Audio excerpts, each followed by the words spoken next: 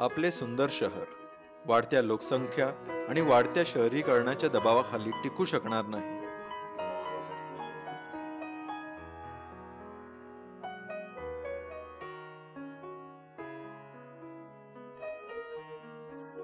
आपल्या शहरात वाहणारी एकमेव नदी कमी कमी होत आता तिचे नाल्यामध्ये रूपांतर झाले आहे.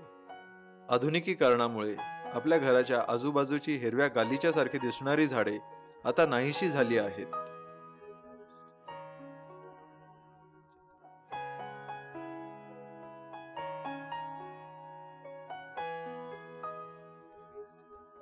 आपण एका महिन्यात जेवढा कचरा टाकतो तो काही देशात अनेक महिन्यांच्या कचरा समान असतो. आपल्या शहरात वाहतुकीची समस्या इतकी वाढली आहे की एकेकाळी ज्या ठिकाणी जायला 10 मिनिटे लागायची तिथे जायला आता 1 तास लागतो.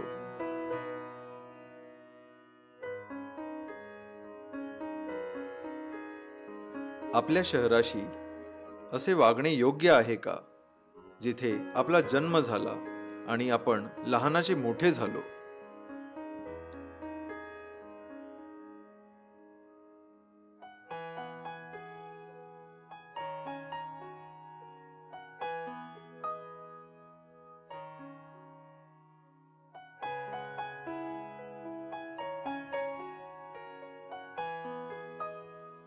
पण आपण सर्व गमावलेले नाही.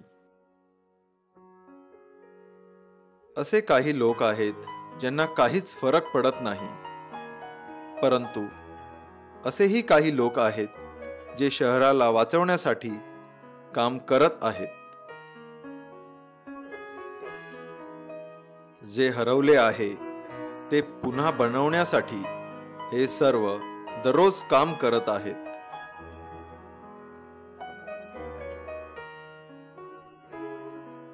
लोकांना आधीची आठवण करून देत आहेत.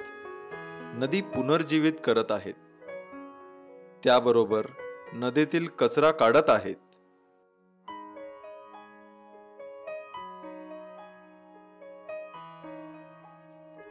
जेणेकरून पुढच्या पिढीला संकटांना सामोरे जावे लागणार नाही.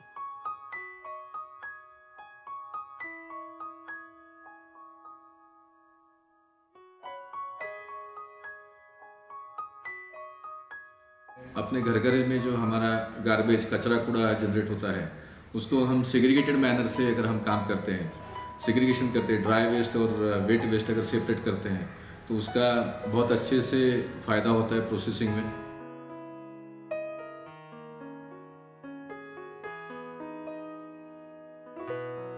तर माझ्या पुणेवासियांना ह्या सर्व समस्या आपण आपल्या दैनंदिन जीवनात रोजच याला सामोरे जात आहोत.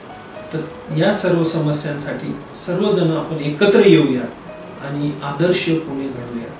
जय गुरु.